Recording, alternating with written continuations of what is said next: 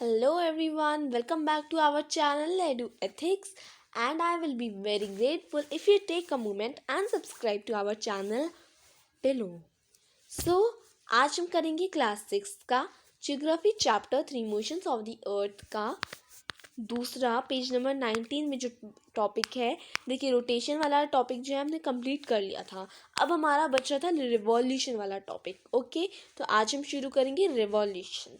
ठीक है, revolution of the earth and everything। ठीक है, उसके बाद अगले वीडियो में हम इसके क्वेश्चन एंड आंसर्स भी करेंगे। ठीक है, जैसे ये सब क्वेश्चंस हैं जो कि हम नेक्स्ट वीडियो में करेंगे। तब तक के लिए इसको शुरू करें। सबसे पहले तो जान लेते हैं कि रोटेशन क्या होता है। ओके, इसको यहाँ पे कर लेते हैं थोड़ा।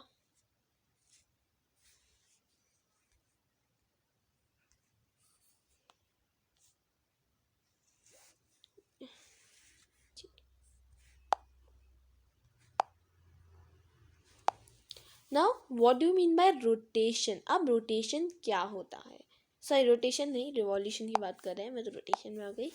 हम बात करेंगे रिवॉल्यूशन की। तो रिवॉल्यूशन क्या होता है? जब सन के अराउंड अर्थ एक फिक्स्ड ऑर्बिट में घूमती है, एक फिक्स्ड पाथ में घूमती है, उसे हम रिवॉल्यूशन कहते हैं। When Earth is revolving around the sun in a fixed path is your revolution। ठीक है, आपकी इधर डेफिनेशन लिखी भी है, और अगर आपको बुकिश डेफिनेशन नहीं लिखनी तो आप अपने मन से भी इसको समझ के अपनी खुद की डेफिनेशन बना सकती हैं। So the movement of the earth around the sun in a fixed path और ऑर्बिट इज कॉल्ड रिवॉल्यूशन। तो एग्जाम सब ज़्यादा दूर नहीं है, अभी अभी हाफ ईयरली ख़त्म हुए और अब शुरू होने वाले हैं आपके पीरियोडिक 2। तो उसमें भी आपको सारी चीज़ें रिवाइज करनी पड़ेंगी। तो चलिए शुरू करते हैं। ना ऑर्बिटल प्लेन क्या होता है? The axis of the earth which is an, जो अर्थ की एक्सिस है, जो कि इमेजिनरी लाइन है, जो कि एंगल बनाती है 66.5 डिग्री का, उसकी ऑर्बिटल प्लेन से, उससे हम ऑर्बिटल प्लेन कहते हैं, विद इट्स ऑर्बिटल प्लेन। ठीक है, तो ये पार्ट जो है ये आपकी हो चुका है, ये पार्ट अभी। और आज इस वीडियो में हम बात करेंगे क्या? रिवॉल्यूशन के। तो ये वाला पार्ट अगर आपने वीडियो देखा होगा तो आपको पता होगा। ठीक है, तो एक बार आप इसका भी वीडियो देख लीजिएगा। तो अब हम बात करते हैं रिवॉल्यूशन की। रिवॉल्यूशन ऑफ द अर्थ। सबसे पहले तो ये बताइए कि क्या होगा अगर अर्थ रोटेट नहीं करेगी। देखिए, अगर अर्थ रोटेट नहीं करेगी तो क्या होगा? वो पोर्शन अर्थ का जो कि सन को फेस कर रहा है, उसमें तो हमेशा सुबह होगी एंड गर्मी अच्छी खासी होगी। और वो पोर्शन जो अर्थ को फेस नहीं करना, वो बहुत हॉट होगा, कोल्ड होगा। वो बहुत ठंडा होगा, कोल्ड होगा, कूल होगा बहुत ज़्यादा। और वहाँ पे हमेशा रात रहेगी। क्या रहेगी? Only night. सो क्वेश्चन जो कि हो सकता है क्वेश्चन आए। फाइन, नाउ बात करते हैं रिवॉल्यूशन की। Revolution of the earth. Second motion जो है अर्थ का अराउंड द सन, तो 2 मोशन है अर्थ के, रोटेशन रिवॉल्यूशन। रोटेशन की हमने पिछले वीडियो में बात कर ली थी, अब बात करेंगे रिवॉल्यूशन की। तो रिवॉल्यूशन अर्थ का सेकेंड मोशन है। ठीक है, the earth around the second motion of the earth around the sun in its orbit is called revolution, is called revolution.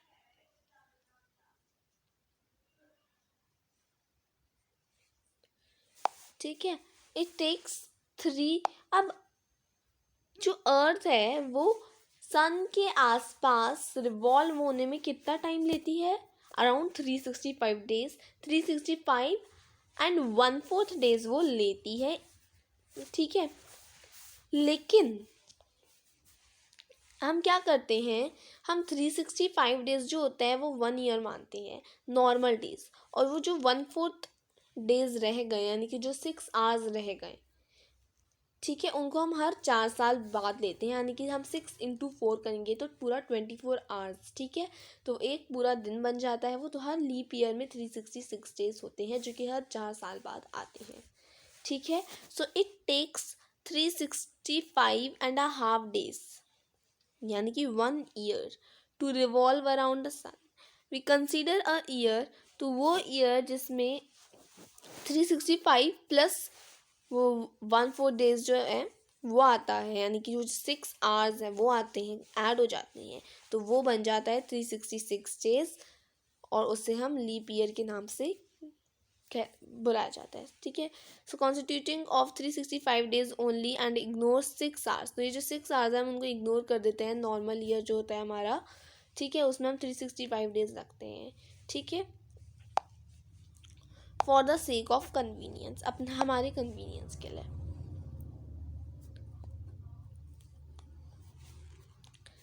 6 hours जो होते हैं they are saved every year, are added to make 1 day. तो 6 × 4 हो जाता है, यानी कि 4 साल बाद, ठीक है। 6 × 4 हो जाता है जो कि 24 बन जाता है, 24 hours over a span of 4 years. This surplus 4th year, ठीक, this surplus day is added in. तो ये जो सरप्लस होता है ये मंथ ऑफ फरवरी में आता है। तो जनरली फरवरी में 28 डेज होते हैं, लेकिन लीप ईयर में फरवरी में 29 डेज हो जाते हैं, ठीक है।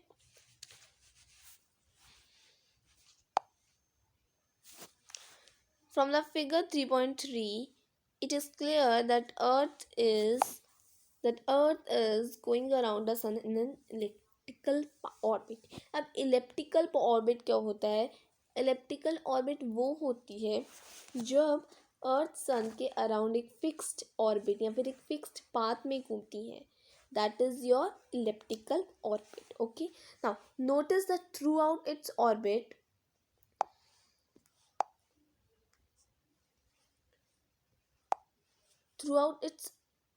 एक मिनट कहाँ पे थे हम? Throughout its orbit, the earth is inclined in the same direction. तो ऑर्बिट में क्या होता है, जो अर्थ है वो सन के एकदम फिक्स्ड डायरेक्शन में, एक सेम डायरेक्शन में चक्कर लगाती है।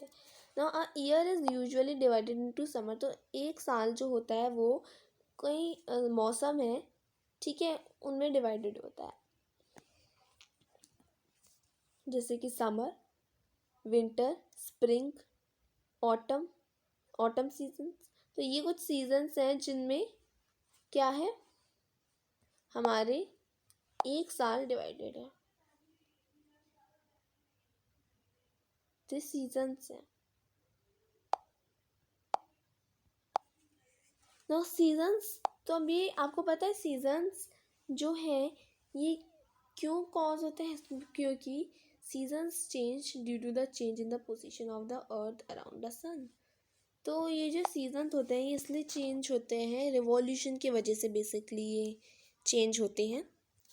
अर्थ की पोजीशन में सीजन्स निर्भर रहते हैं, ठीक है, weather is revolving, rotating, everything, right.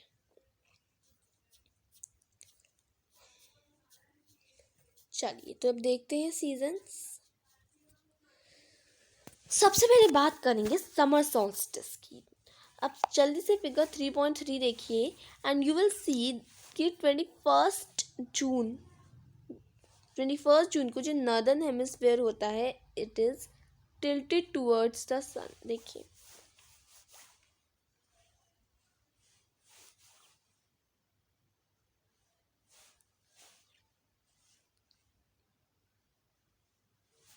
ठीक है,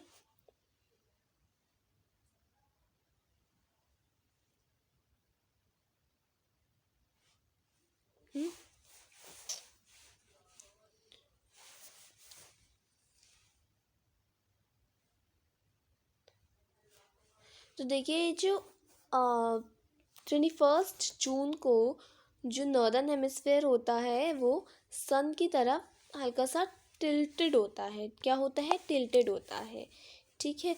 और सन रेज जो होती है वो डायरेक्टली फॉल करती है ट्रॉपिक ऑफ कैंसर में। एज इट्सर्ट ये जो एरियाज होते हैं यहाँ पे ज़्यादा हीट रिसीव होती है, ठीक है।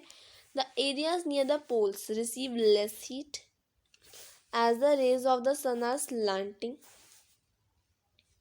तो वो एरियाज जो कि पोल्स के नियर है उनमें लेस हीट आएगी, क्योंकि जो रेज है वो हल्की, सन रेज जो है वो हल्की से स्लैंटिंग हो जाती है।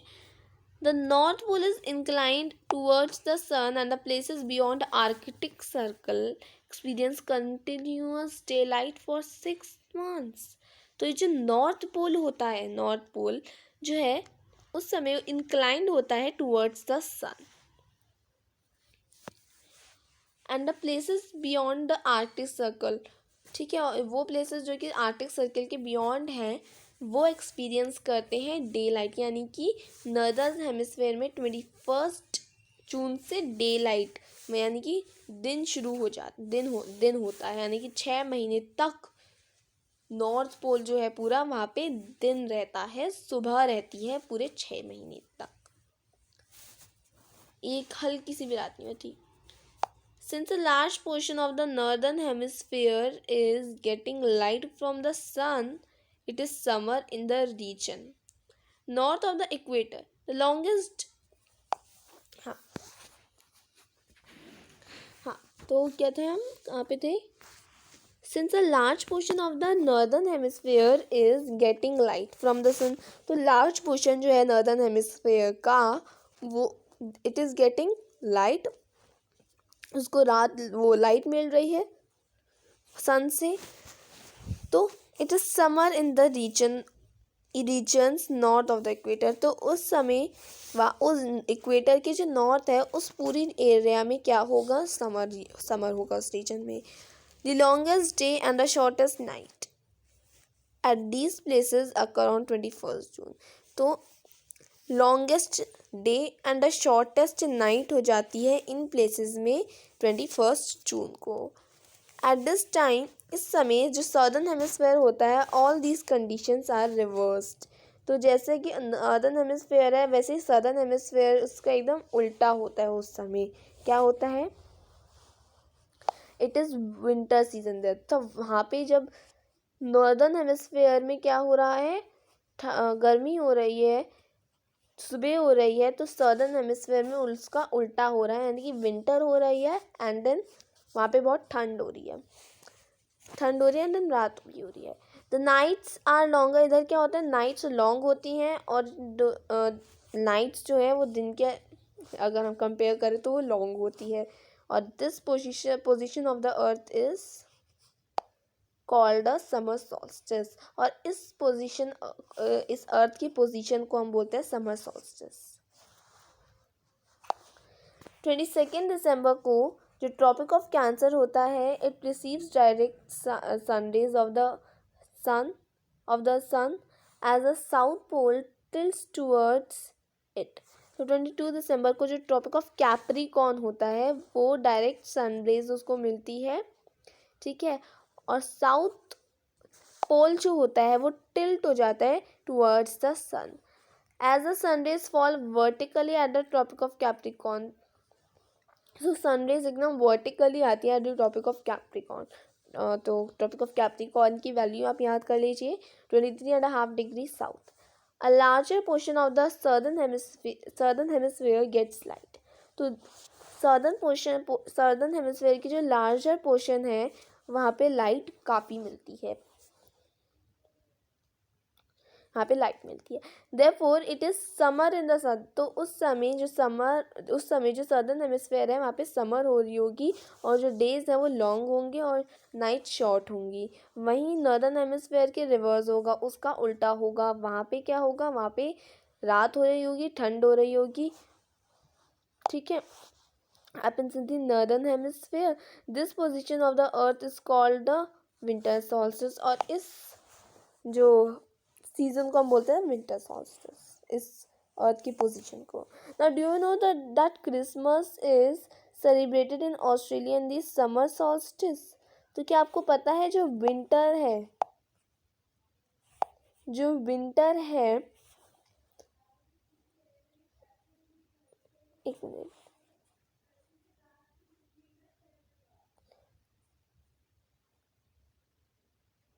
हाँ,